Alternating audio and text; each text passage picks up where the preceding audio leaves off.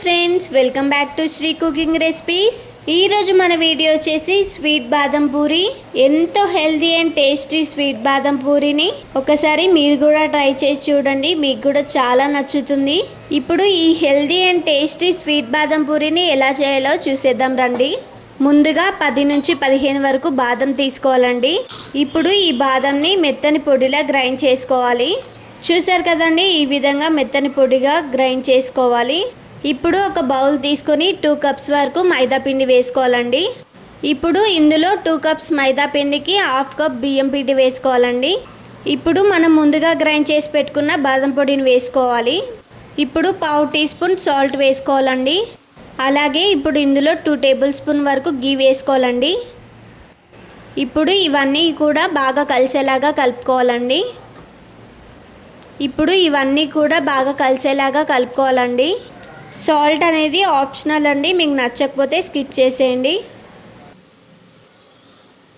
ఇప్పుడు ఇందులో కొంచెం కొంచెం వాటర్ వేసుకుంటూ చపాతీ పిండిలాగా కలుపుకోవాలండి.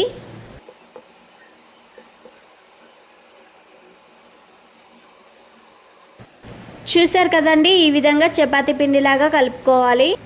ఇప్పుడు దీనిపైన ఒక మూతను పెట్టి ఒక 15 మినిట్స్ పక్కన పెట్టేసుకోవాలండి. ఇప్పుడు స్టవ్ పై ఒక ప్యాన్ని పెట్టుకుని 2 కప్స్ వరకు షుగర్ వేసుకోవాలండి. 2 కప్స్ షుగర్కి 1 కప్ వాటర్ వేసుకోవాలండి. షుగర్ అంతా కరిగేదాకా ఈ విధంగా కలుపుకుంటూ ఉండాలండి.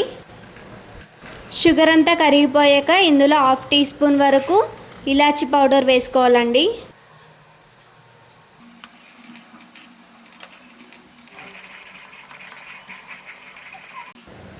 పాకం ఈ విధంగా సన్నని తీగలాగా వస్తే సరిపోతుందండి.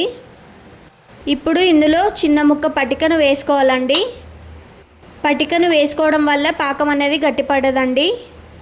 ఇప్పుడు ఒకసారి కలుపుకొని స్టవ్ ఆఫ్ చేసి పాకంని పక్కన పెట్టేసుకోవాలి. ఇప్పుడు 15 మినిట్స్ తర్వాత పిండి అంతా బాగా నాని ఈ విధంగా మెత్తగా అవుతుందండి. ఇప్పుడు ఈ పిండిని మళ్ళీ ఒకసారి ప్రెస్ చేసుకొని చిన్న చిన్న ముద్దలుగా చేసుకోవాలండి.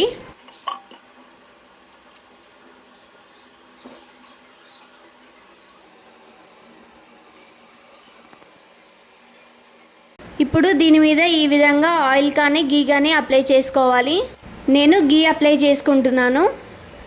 ఇప్పుడు ఈ పూరిని నేను చూపించే విధంగా మడత పెట్టుకోవాలి.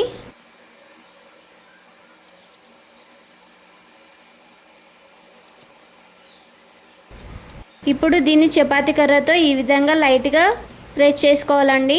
ఇప్పుడు దీనిపైన ఈ విధంగా ఫోక్ స్పూన్తో డాట్స్ పెట్టుకోవాలండి. ఈ విధంగా డాట్స్ పెట్టుకోవడం వల్ల పాకం అనేది లోపలికి వెళ్ళి జ్యూసీగా ఉంటాయి.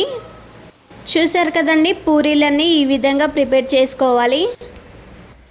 ఇప్పుడు స్టవ్ పై ఒక ప్యాన్ని పెట్టుకొని డీప్ ఫ్రైకి సరిపడా ఆయిల్ వేసుకోవాలండి. స్టవ్ని మీడియం ఫ్లేమ్లో పెట్టుకొని పూరీని గోల్డెన్ కలర్లో వేయించుకోవాలండి.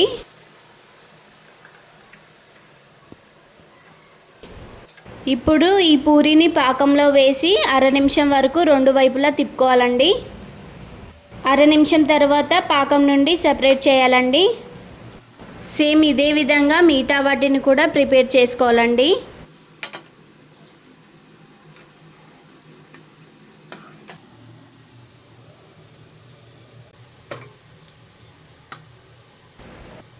చూసారు కదండి, స్వీట్ బాదం పూరి రెడీ అయిపోయింది.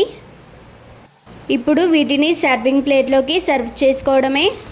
ఇప్పుడు ఈ పూరీల మీద కొంచెం బాదం పొడిని చల్లుకుందామండి, టేస్ట్ చాలా బాగుంటుంది.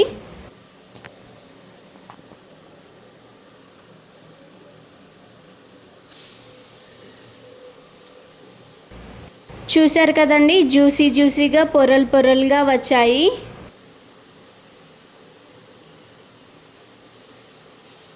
చాలా టేస్టీగా ఉన్నాయండి.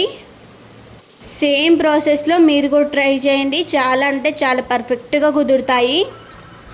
ఇలాంటి మరిన్ని వీడియోస్ కోసం నా ఛానల్ అయితే లైక్ చేసి సబ్స్క్రైబ్ చేయడం మర్చిపోకండి.